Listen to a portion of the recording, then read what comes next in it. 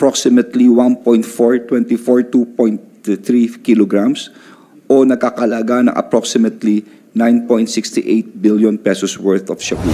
Yung supply ng shabu ngayon, galit na galit tayo hanggang ngayon. Galit na galit tayo sa mga Chinese. Dahil sila ang palagi nagdadala ng shabu dito sa ating bansa. Ngayon pala, ibang nationality ito, mga puti na. May Americana, meron ng Canadian, at this is a new monster. At ang source, hindi na daw galing sa China or sa yung sinasabi nating triangle na yan, kundi Afghanistan na naman daw. Ito po ay noong Abril 15, higit kumulang 7:30 a.m. Sa isang checkpoint ay meron pong nasabat na sa official way ay kulang-kulang approximately 2.3 kilograms o nakakalaga ng approximately 9.68 billion pesos worth of shabu. No? Gusto ko lang nilawin, tama po kayo Mr. Senator, dahil napakalaki po nito. Maraming mga, sabihin na natin may issues, no? Pero on record, isa po ito sa pinakamalaki na naganap sa ating bansa. Now, let me show po to you yung pong mga nangyari dito. Audio please. Video. Okay. Anuhin ko na lang po, pagpapatuloy ko po, inuulit ko po, ito yung nangyari noong higit kumulang 7:30 ng umaga, approximately 7:30, noong April 15 sa Alitagtag, Batangas. Nagkaroon po noon ng checkpoint at nasabat po rito ang isang photon na van. No? Ngayon, pagkasabat po nito, hindi na ho nilayo yung van. Kung saan po nahuli yung van, itinabi na lang sa bangketa. Kaya kung makikita nyo po yan, yan mismo yung arrested suspect, no? Yung nandirito po kanina, si Mr. Sarate, no? Para malinaw ho sa lahat. At inintay muna ang tatlong tinatawag na testigo. Ito yung Prosecutor Rosa Patulot Besadillas ng Department of Justice, Alfredo Mertola Jr., ang barangay captain ng Pinagkrusan Alitagtag, at Lito Rendora, ang media representative. Sa ating mga kababayan, ito po'y importante para itong tatlong testigo, ito yung napaka-importante to make sure na talagang in compliance sa batas ang ginagawa. Dito po, pakibalik lang muna, please. Pakibalik lang. Kanina po, yan, kita nyo, si media, pakibalik mo pa. So, bago buksan, ayan, pakibalik mo pa. Isa pa. Balik mo lang. Before. Yan, kita nyo, nakasarado. Yung mismong suspect ang pinagbuksan para malinaw ito sa publiko. No? Klarong-klaro po yan. No? So, sir, categorically you can declare that there was no pilferage. Wala po. Walang pilferage. These pictures, at hindi lang po, Mr. Chairperson, hindi lang itong picture, I'm sure maraming media na dyan na kumukuha na po ito. At before that, Mr. Chairperson, meron pong tape yan na nakapaligid na secured ang area. Napaka-importante po nun. We will make sure na ito'y ayon sa batas dahil malaki po ito. Gusto namin makulong talaga mga tao pong ito, Mr. Senator. Please continue. Opo. So ngayon, next please. So ayan, nung binuksan niya na, nakita nyo. Maraming tataka, paano pinagkasya dyan? Ayan na po ang best proof, ang litrato mismo. Talagang nasa loob po itong mga drogang po ito na nagko-contain ng illegal drugs. Next please. Ngayon, ito po yung media, no? Na dino-document ang seized illegal drugs prior to its unloading, kasama pa ang dalawang testigo. Next. Yan. Ito na yung actual video. No? Kung makikita po ninyo, ito'y ang RD, ang PRO4A, ang OIC ng Alitagtag, NPS, and the media witness and the other witnesses were present in the area while the seized illegal drugs were being unloaded from the van.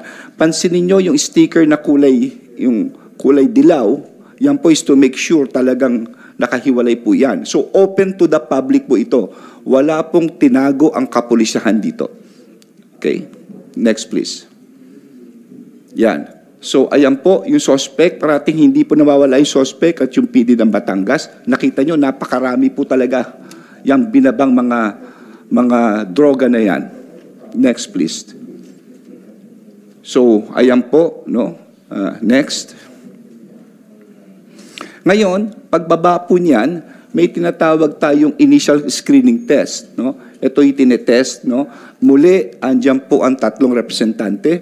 ang Department of Justice, ang barangay captain at ang media para mat-check kung talagang shabu po ito. At ito nga ay nag-positive. Next please. Pagkatapos, ito pong tatlong testigo na ito, kasama yung arrested suspect, andyan lang po sila. Hindi po sila umalis dyan. Kano katagal ito? 2 gabi po sila nandyan. Hindi po sila umuwi. Napakahirap na trabaho po nito. No? So, andyan po sila. Next. Ngayon, pagkatapos pong mabilang po lahat yan, nagkaroon na po ng final kung ilan po ito, nagkaroon ng on-site inquest proceeding na. Was conducted by the provincial prosecutor ng Batangas noong April 16 na. Accused was assisted by a member of the public attorney's office. No. Okay, next. 15 ba yun? 16 yung inquest. Okay. So ito po yung mugshot nung kasi marami nagsasabi bakit naka-blurred kasi po sinusundan po natin yung protocol po ng human rights, no? Hindi po namin pwedeng anyway, andyan naman yung pangalan niya and public records po yan. Next. At ito po, baka sinasabi hindi nakakulong, talagang nakakulong po yan, no? Nasa Batangas Provincial Jail. Ngayon, yung And yes, in sir. fact, andito siya ngayon, di ba? Dinadala natin dito ngayon. But Yes, sir. because of the request of the RD that doon na lang sa executive session kausapin. Anyway, at least nakita ng mga tao nandito siya. Nandito po Andyan siya, yan. At andyan. nakakulong po yan. Nakakulong siya, facing Yes, sir. charges. Ano mga kasong file, sir? Dalawa po, ito po yung paggagamit ng maraming mga plaka ng, kasi maraming plaka at pagtatransport po ng droga. No? At ano pa ba ibang charges, Jim? Section 5, RA 4136, tsaka Section 31 ng RA 4136. So yun na yun. Okay. So yun po, section Recently, nakakulong siya sa Batangas po. Batangas Provincial Police. Police Provincial Office. Yes, sir. Okay, thank you. So ngayon, siguro naman sa ating mahal na chairperson at sa ating mga kababayan, klaro po ito, these pictures are available, they're part of the evidence, ipapakita namin that we have really complied, the RD and of course the PD, all the police, no, we have complied with the three-witness rule and the technicality, yung chain of custody. Mahirap po iyan kasi magkamali po dyan. Ngayon, yung tanong, yung estimate na yan. Kung titignan po natin, nangyari po ito'y 7:30 ng umaga. Ako po'y nasa kumpil ng anak ko nung tinawagan ako. Pagpunta ko roon, hindi ko nga akalain ganyan kadami. Mga 12 o'clock ng tanghalian. At tapos, marami na hong media. So I was given a briefer. So sabi namin, mga ilan ba ito? Sabi ngayon ng PIDEA, I think it was Asek Kumba, Renating Gumban, who said that, approximately mga ano po yan, mga 2 tonelada. Sabi ko, sigurado ba ho kayo? So it was in the briefer. Pero inuulit ko, hindi mo naman, kasi makikita, matatansya rin sa dami. So, tinatansya. Ibig po sabihin itong approximate, tansyahan lang po yan. Hindi namin sinasabi yun na po. In fact, kung pwede lang po, Mr. Chairperson, yung sinabi ko noon, baka pwede paparinig ko lang po sa publiko ngayon. Jean, please. Ang nahuling mga droga ay more or less, ayon sa estimate ng PIDEA, higit kumulang, approximate lang po ito, mga 2 tonelada. 2 tonelada. At ito'y more or less nakakahalagang mga 13.3 billion pesos based on standard drug price. Kung ating tatansyahin po ito. Muli, lahat sinasabi ko, ito'y lahat approximately o higit kumulang. So, Ang nahuli... So kung makikita nyo, paulit-ulit na po ako. Approximately, estimate, tinatansya, estimated, higit kumulang. Lahat ng klaseng lengguwahe, ginamit ko na po. No? So sana po, sa akin lang, Mr. Senator, tama po kayo. Napakahirap nitong laban sa droga. Isipin nyo na lang kung ito'y pumasok sa merkado, ilang mga bata ang sisirain ito. Pero yung nagtrabaho dyan ng ating kapulisan, yung ahong kapitan na naging major, binabati ko siya dahil hindi lang yung pagod ang ginawa nila. Mr. Senator, ito'y buwis buhay. Ibang klaseng mga tao to, hindi mo masabi yung safety ng pamilya nila, yung safety nila. So yun lang naman ang hinihiling ko sa publiko. Please, Basta kami, kung ano pa man, we will continue with our work. At lalabanan namin ang droga. We promise you that, Mr. Senator. Magandang umaga po at maraming salamat. Thank you, sir. Thank you for that briefing. Your Honor, meron lang sana akong ano. Well, I will recognize you later. Actually, sa next topic na tayo, Yes. I will recognize you if I need your opinion. Please, hintay lang muna sandali. General Lucas, so this operation was not the nature of operation. Purely checkpoint operation na nagkabulagaan, random operation, or intelligence-driven operation, or what? Sir, before I will answer your question, please allow me to read my opening statement. To the esteemed members of the honorable body, the Senate Committee on Public Order and Dangerous Drugs, chaired by Honorable Senator Ronald Bato de la Rosa, the Secretary of the Department of the Interior and Local Government, Secretary Benjamin Abalos Jr., sir, maraming salamat po sa suporta. Director General Moro Virgilio Lasso of PDEA for the technical support, sir, maraming salamat din po. Fellow officers from the Philippine National Police, pleasant morning to all of us. On behalf of PRO Calabarzon, we wish to extend our appreciation in this invitation, an opportunity for us to inform the public of what transpired on April 15, 2024, that eventually led to the seizure of more than 1 ton of meth, commonly known as shabu. In response to the marching order of the Chief of the Philippine National Police that the PNP should be visible on the streets, the PRO identified strategic areas where to set up checkpoints operation to assist in the public and preempt lawless elements from the nefarious activities. It is during the conduct of checkpoint operation last April 15, 2024 at around 7:20 a.m. by the members of Alitagtag Municipal Police Station along Barangay Pinagkurusan, Alitagtag, Batangas. The team, led by Police Captain Luis De Luna Jr., was able to flag down a silver Photon passenger van with plate number CBM 5060, with several plate numbers found in front of the passenger seat and loaded with sacks containing clear plastic containers with white crystalline substance. Examination conducted by PDEA confirmed the same to be shabu. At exactly 9:15 in the morning, I informed the Chief PNP, Police General Romel Francisco Marbil, of the discovery of the illegal drugs. Ang instruction po niya is to secure the suspected illegal drugs.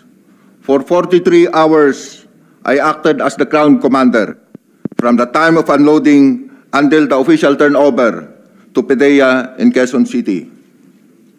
The driver of the flag down van was later identified as Mr. Ajalon Michael Sarate, who claimed to have no knowledge of the illegal drugs confiscated in this operation, was arrested and subjected to on-site inquest proceedings on April 16, 2024 for violation of Section 5 of Republic Act 9165 and Section 31 of Republic Act 4136, as several plate numbers were initially found inside the van. The confiscated illegal drugs were continuously inventoried in accordance with existing laws for almost 35 hours. Likewise, backtracking of the CCTV footages were undertaken, which led us to Nasugbo, Batangas, where the illegal drugs were offloaded from a sailboat. Operatives were also able to identify the true identity of the arrested suspect and his cohorts, who were in 3 separate vehicles found to be in convoy with the intercepted Photon van. Lateral coordination with the other law enforcement agencies were made for further verification of the suspect and other identified personalities. At this juncture, I would like to take the opportunity to publicly acknowledge the assistance and support extended to us by Honorable Edelberto Pungos, the Mayor of the Municipality of Alitagtag, Batangas, Honorable Alfredo Mertola, the Barangay Chairman of Pinagkurusan, Alitagtag, Batangas, and all the members of their council. The traffic enforcers who directed the flow of traffic under the heat of the sun, members of the Batangas Prosecutor's Office and media practitioner, our witnesses during the almost 35 hours of continuous inventory. Wala pong tulugan ito, Your Honor. And most of all, the people of Barangay Pinagkurusan, Alitagtag, Batangas, who stayed with us for almost 43 hours. During that time, the PNP... Kenneth, excuse me. What do you think? Bakit umabot ng 43 hours? Sir, because of the volume po, sir. Volume. Opo. Napakarami. Yes, sir. Tapos yung weighing scale ninyo, isa-isang dadaan doon. Yes, sir. Because nung tinanong namin, sir, yung prosecutor kung pwedeng by 10 na lang, sir, hindi po sa pumayag because yung confiscated drugs po, sir, nakalagay individually sa plastic container. So one by one, bawat plastic lagay sa weighing scale. Yes, bawat Your plastic lagay ganon. Yes, Your Hindi Honor. pwede yung isang buong sako nilagay nyo doon. Hindi po, Your Honor. Okay. Thank you. Kaya umabot ng 43 hours. Yes, sir. Continue. During that time, the PNP experienced the hospitality of the people of Pinagkurusan, Alitagtag, Batangas. Sa inyong lahat, maraming salamat po. Your Honor, if during our presentation, you will notice some lapses in our courses of action, please guide us, help us, because on that day, everybody was overwhelmed because of the large amount of illegal drugs confiscated. Dahil kung hindi, sino pa ang magtuturo sa amin? Sino pa ang magtatanggol sa amin? In my previous appearances in this honorable body, lagi ko po kayong naririnig na less than 1% lang of the 230 strong PNP personnel ang naliligaw ng landas. Your Honor, these police officers who are part of this accomplishment are part of the 99% police officers whose only mission is to serve and protect the community. It is with high hope that at the end, that the conclusion of this hearing, the PNP be recognized for this accomplishment. Maraming salamat po, and once again, magandang umaga po sa ating lahat. Yeah, thank you for that information.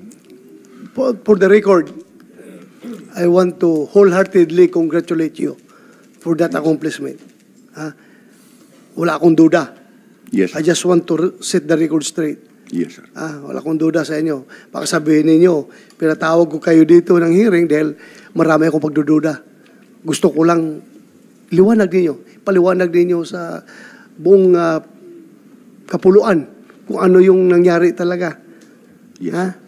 Alam ko na habang nagsalita ka, masyadong mabigat yung delivery of words mo. Mukhang galit ka na siguro sa akin, ha?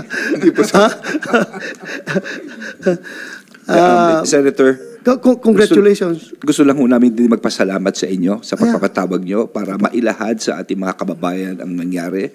At of course, para pasalamatan ng gusto ang pulis at ang mga tiga Batangas, lahat po ng tumulong, ang mga Coast Guard natin, lahat po, mga piskal, lahat po ng tumulong. Salamat po.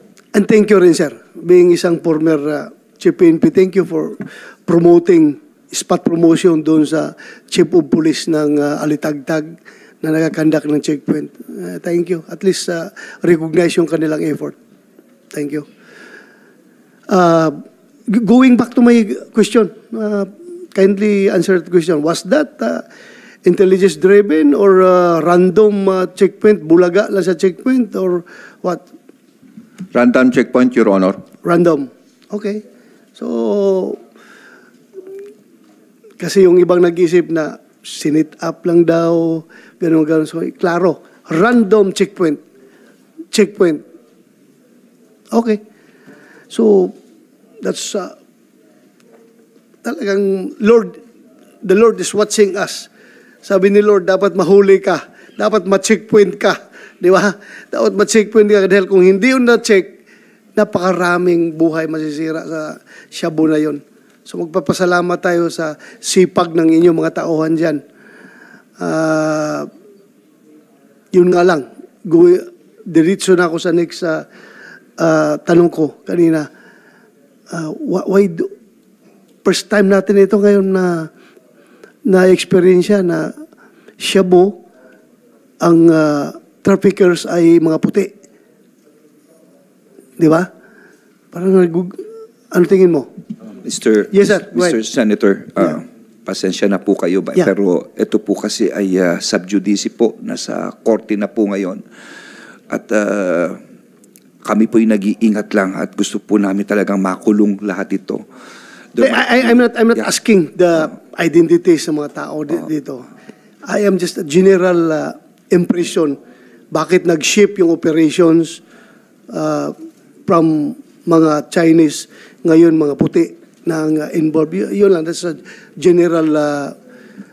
I don't think this will jeopardize the case in court. Ang akin lang is, if you want to answer, bakit kaya bigla nag-ship na ganito, ibang tao na involved? Your Honor, in as much as I want to answer your question, however, yung case na po is nasa court and there is an ongoing case build-up with the Department of Justice dito po sa pangyayaring ito, Your Honor. Sorry po. Okay, but I just want to impress upon you that yung sub judice na yan, there is a Supreme Court ruling na whatever gustong malaman ng isang legislative inquiry ay hindi po yan covered ng sub judice rule, sabi ng Supreme Court. But anyway, that's beyond the... Sabihin ko lang sa inyo, sinabi ko lang yan. Mr. Chairperson. Yes, go ahead, sir. Lahat po ibibigay po namin sa inyo, Okay lahat nga. po ng Kaya nga sir, executive session po. kaya nga ibibigay yung po namin. Kaya nga yung tawag ito, yung executive session natin. Sir, yes, sir. I'm willing to hear everything. Yes, sir. Lahat Okay. po ng info gusto nyo, bibigay po namin sa inyo Okay, po sir. lahat. Yes, sir. Thank you for that. So, para hindi ma-break ito, bago tayo meron pang gusto magsalita about this? Mr. Meron pa? Sir, Yes, sir. at this point lang po, anyway, nandito na rin po lahat. I would just like to emphasize na archipelagic tayo, marami tayong isla. At kung makikita po natin ay puro tubig po ito, tamang-tama po andito po ang ating Coast Guard na tingin ko kailangan talaga ng suporta po talaga sila. At hindi lang suporta sa gamit, sa sinasabi nilang radar, pero higit sa lahat sa polisiya, yung tinatawag na pleasure boats, no? Dahil hindi raw nila maipasok, no, ng marina. At this point, Mr. Speaker, Mr. Chairperson, can I give the floor to Commodore Tubilla of the Coast Guard? Yes, Commodore Tubilla, you have the floor. Yes, sir. Thank you, Your Honor. To the other members and everyone present, good morning. I am Coast Guard Commodore Jeronimo Tubilla. I am the Commander of Coast Guard District Southern Tagalog. Thank you very much, Secretary Abalo, sir, for recognizing the Coast Guard. Of course, the complexities of our country is really, when it comes to maritime, is very vast. No? Ika nga nila, sir. No? And there's a dire need for us to strengthen our policies and capacitate the Coast Guard in improving our technical capacity in monitoring such boats or watercrafts within our coastal areas and our sea lanes, sir. Thank you. So, anong mga gusto mong pulusiya na pwede natin i-amend? May mga batas ba kayong pwedeng i-amend para to capacitate you some more? Yes, sir. I do believe, sir, that the Marina has amendments for the Memo Circular 2019-01 or the regulations of pleasure yachts in our country. And as the enforcing body of Marina regulations, we are hoping that this amendment will soon come into reality so that we could strengthen our inspections on this pleasure yacht, sir. Okay. You please coordinate with Marina. And kung kailangan ng Marina ng legislation para dyan, coordinate with us para gawan natin. Yes, Your Honor. Kasi yung sabi mong i-amend ng Marina is, what's that? executive order? Or It is a memo circular. a memo circular, so purely administrative in nature. So if you want it to be a legislated law, then coordinate kayo sa Marina, and my COMSEC is ready to accommodate everything that you want done as far as legislation is concerned. Thank you, Your Honor. Thank you very much. So you want to say something? Captain Anggi, ano ka ni Anggi na 76? Ha? Pamangkin. Yes, Sir Honor. To the Honorable Chair, good morning, sir, and to the rest of the attendees of this committee meeting. I am Coast Guard Captain Joe Mark Ange, the Deputy Chief of Coast Guard Staff for Maritime Safety Services, CG8. So I would like to take this opportunity to mention to this committee that we need some legislation so that we can better perform our function in checking, particularly this pleasure yacht. So, as per our current policy, the pleasure yachts are not subjected to our inspection unless it is being used to carry passengers or cargo. But if it is for personal use, we have less jurisdiction than that. And in aid of legislation, may we recommend, since we are in an archipelagic country, we have more than 7,600 islands. So maybe we can designate a mandatory port for every region or province as the need arises, kung ilan per region or ilan per province, a mandatory entry port for all these pleasure yachts coming from outside the Philippines. Not those Philippine flag pleasure yacht or those domestic registered pleasure yacht, but for foreign going or for those who came from foreign port. So this is for the purpose of cost efficiency, for the purpose on the part of the government, be it the Coast Guard, Customs, Immigrations, and quarantine. So before they will be heading, since most of the activities of the pleasure yacht, ang pinupuntahan nila is itong mga island or mga resorts na pwede sila magstay coming directly from outside the country. So may we request that there will be a mandatory entry port for each let's say major island or region, so that all the government agencies who will be conducting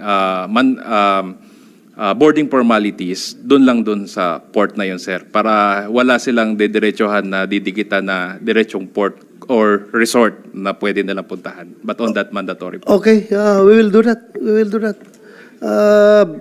But right now, you mean to say na merong private yacht dyan nasa karagatan natin, hindi mo sila pwedeng i-checkpoint, parahin mo dahil may informasyon ka, tumawag yung counterpart mo doon sa Canadian Drug Enforcement. O merong isang Canadian dyan na naka-sailboat, papunta dyan, may laman na droga, i-intercept ninyo. So, Coast Guard, hindi mo parang kayang parahin yun porque private siya na sailboat, hindi mo pwedeng parahin? In that case, sir, pwede. Sir. Okay. So, gusto mo yung legislation talaga na obligado silang lahat magpa-inspection once they enter Philippine territory? Yes, sir. Okay. We will do that. We will do that. Kumsek, take note. Thank you. Any more?